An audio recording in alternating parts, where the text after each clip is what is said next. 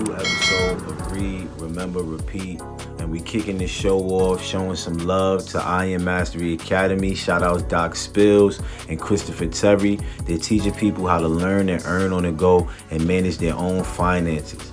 It's as simple as matching colors, and you can grow your account.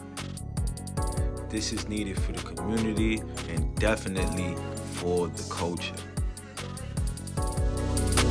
I said, surround your mind with greatness. Some of it will rub off. This is my office. This is where I start my day. And every day I read something. Form a habit of reading every day. It's about Proctor. My goal. And I love what you're doing as far as the read, remember, repeat, because that's imperative, man. And always, always, always, family, remember this. Read, remember, and repeat. Salute, family. What a day. You know what I mean? Nice show. You know what I mean? For the night show. And y'all know we gonna give y'all the sauce, man, for the night show. We definitely gonna give y'all these books, give y'all this reading.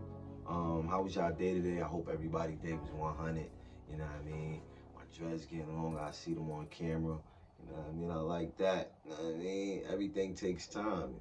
It took me about 2 and some change, 3 years for them to get about this long. So, you know, hey, man, sometimes that's what it is with the learning. Sometimes you keep twisting them and you keep getting the job done. It's like read, remember, repeat. You know what I mean?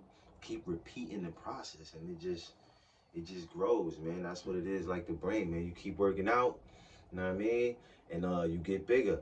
That's the same thing here, you know what I mean? But it's your host with the most, Michael Boyd, and y'all know what we doing here. So, Strength Finder 2.0, we left off on Maximizer. So, let's do it. Maximizer. Excellence, not average, is your measure. Taking something from below average to slightly above average takes a great deal of effort, and in your opinion is not very rewarding. Transforming something into transforming something strong into something superb takes just as much effort, but is much more thrilling. Strengths, whether yours or someone else's, fascinate you. Like a driver after pearls, you search them out, watching for the telltale signs of a strength. A glimpse of untutored excellence, rapid learning, a skill mastered without recourse to steps. All these are clues that a strength may be in play. And having found the strength, you feel compelled to nurture it, refine it, and stretch it toward excellence. You polish the pearl until it shines. This natural sorting of strengths means that others see you as discriminating. You choose to spend time with people who appreciate your particular strengths. Likewise, you are attracted to others who seem to have found and cultivated their own strengths. You tend to avoid those who want to fix you and make you well-rounded. You don't want to spend your life bemoaning what you lack. Rather, you want to capitalize on the gifts with which you are blessed. It's more fun, it's more productive, and counterintuitively, it is more demanding. Maximizer sounds like this. Gavin T, flight attendant. I taught aerobics for 10 years, and I made a point of asking people to focus on what they liked about themselves. We all have parts of our body that we would like to change or that we would like to see differently. But to focus on that can be so destructive. It becomes a vicious cycle. So I would say, look, you don't need to be doing that. Instead, let's focus on the attribute you like about yourself. And then we'll all feel better about expanding all of this energy. Amy T, magazine editor. There's nothing I hate more than having to fix a poorly written piece. If I have given the writer a clear focus and she comes back with a piece that is completely off the mark, I almost can't bring myself to write comments on it. I'm more inclined to just hand it back to her and say, just please start again. On the other hand, what I love to do is take a piece that is so close and then refine it to make it perfect. You know, just the right word here, a little cut there, and suddenly it's a brilliant piece. Marshall G, marketing executive. I am really good at setting a focus of people and setting a focus for people, and then building a sense of team spirit as we all march forward. But I am not so good at strategic thinking. Fortunately, I have a boss who understands that about me. We have been working together for quite a few years. He has found people who play the strategic role, and at the same time stretches me to be even better at the focus and team building role. I'm so lucky to have a boss who thinks this way. It's made me more secure and made me charge ahead much faster. Knowing that my boss knows what I am good at and what I am not good at, he doesn't bother me with the latter. Ideas for action. 1. Seek roles in which you are helping people succeed in coaching, managing, mentoring, or teaching roles. Your focus on strengths will prove particularly beneficial to others because most people find it difficult to describe what they do best. Start by arming them with vivid descriptions. 2. Devise ways to measure your performance and the performance of others. These measures will help you spot strengths because the best way to identify strength is to look for sustained levels of excellent performance. 3. Once you have identified your own greatest talents, stay focused on them. Refine your skills, acquire new knowledge, practice. Keep working towards strengths in a few areas. 4. Develop a plan to use your most powerful talents outside of work. In doing so, consider how your talents relate to the mission in your life and how they might benefit your family or the community. 5. Problem solving might drain your energy and enthusiasm. Look for a restorative partner who can be your chief, troubleshooter, and problem solver.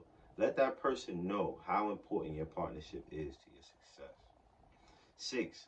Study success. Deliberately spend time with people who have discovered their strengths. The more you understand how marshaling strengths leads to success, the more likely you will be to create success in your own life. 7. Explain to others why you spend more time building on great talent rather than fixing weaknesses.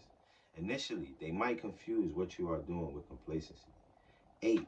Don't let your maximizer talents be stifled by conventional wisdom, which says you should find what is broken and fix it. Identify and invest in the parts of your organization or community that are working.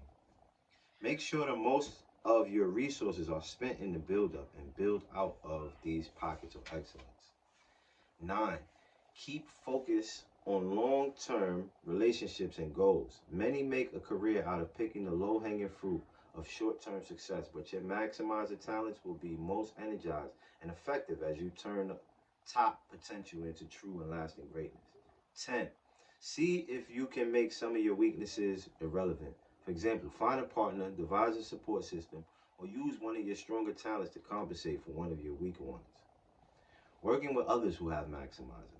This person is interested in taking something that works and figuring out ways to make the most of it. She may not be particularly interested in fixing things that are broken. If possible, avoid asking this person to do things that demand continual problem solving. Instead, ask her for help when you need to uncover best practices. 2. If you do not have someone around you who regularly focuses on your strengths, spend more time with a maximizer. She is naturally inquisitive about excellence and will help you hone in on what you do best. 3. This person will expect you to understand her strengths and to value her for them. She will become frustrated if you spend too much time focusing on her weaknesses. Family, let's jump to the source part of the show, and then we'll be right back.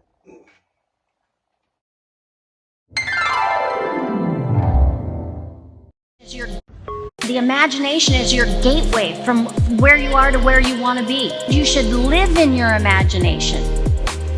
I want you to really think about that. How often do you truly live in your imagination without getting pulled out into the current reality? How often? The imagination is your gateway from where you are to where you want to be. You should live in your imagination. I want you to really think about that. How often do you truly live in your imagination without getting pulled out into the current reality? How often? And we are back, gang. We were on maximizer just now, and now we jumping into positivity. Positivity is a theme, and I actually love the theme so far, but Let's jump right into positivity because I think it'll be great for all of us, right? Positivity. You are generous with praise, quick to smile, and always on the lookout for the positive in the situation.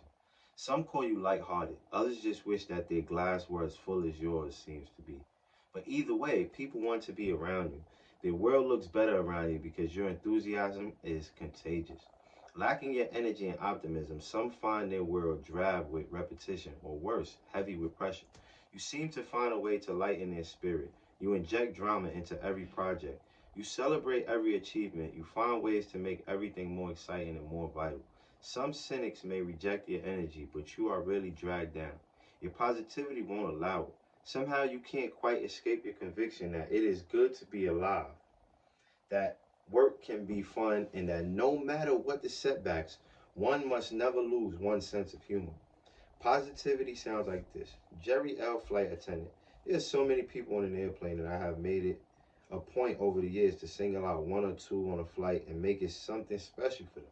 Certainly, I will be courteous to everybody and extend to them the kind of professionalism that I would like given to me.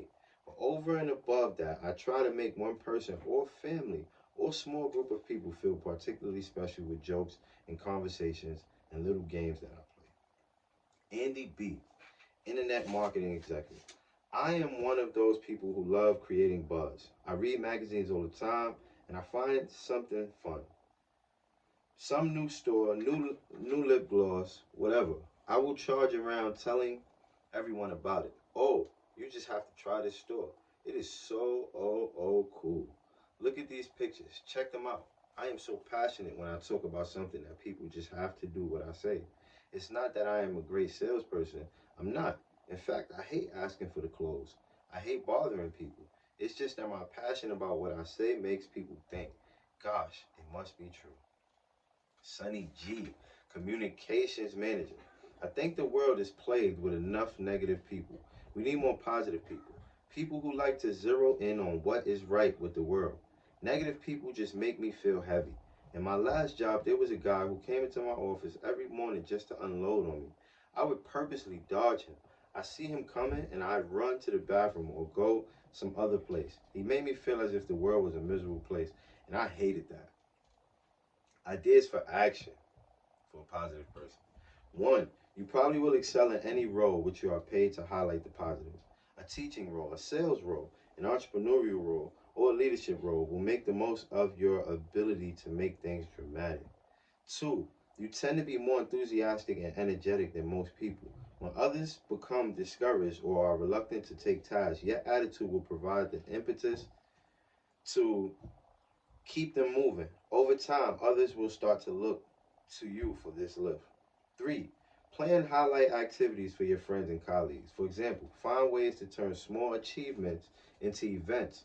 Plan regular celebrations that others can look forward to, or capitalize on the year's holidays and festivals.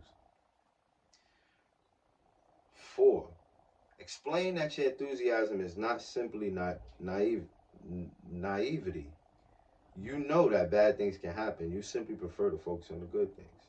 5. You may get your greatest joy by encouraging people freely. Show your appreciation of others and make sure that the praise is not vague. Consistently seek to translate your feelings into specific, tangible, and personal expressions of gratitude and recognition. 6. As you share your positivity talents, be sure to protect and nurture them. As necessary, insulate yourself from chronic whiners and complainers, and intentionally spend time in highly positive environments that will invigorate and feed your optimism. 7. Don't pretend that difficulties don't concern you. Other people need to know that while you find the good in virtually every situation, you are not naive. Recognize challenges and communicate the reasons for your optimism. Your positive approach will be most powerful when others realize it is grounded in reality. 8. Because people will rely on you to help them rise above their daily frustrations. Arm yourself with good stories, jokes, and sayings. Never underestimate the effect that you can have on people. 9. Avoid negative people. They will bring you down. Instead, seek people who find the same kind of drama and humor in the world that you do. You will energize each other. 10. Deliberately help others see the things that are going well for them. You can keep their eyes on the positive. Now, working with others who have positivity. This person brings drama and energy to the workplace. He will make your organization more positive and dynamic. 2, the positivity theme doesn't imply that the person is always in a good mood, but it does imply that through his humor and attitude, he can make people more excited about their work. Remind him of this strength and encourage him to use it.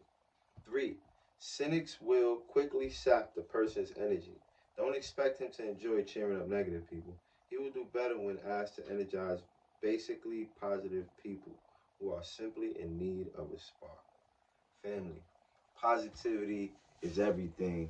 You look at me, I'm always smiling. I like to come on here smiling. And yes, everybody's not having a good day. Some days things just go south. But you got to keep the humor in your mind. You got to, play that everything is still going to be okay and focus on the good in the world. So positivity was dope. And when we get back to y'all tomorrow, we'll be on Relator. So read, remember, repeat. Gang.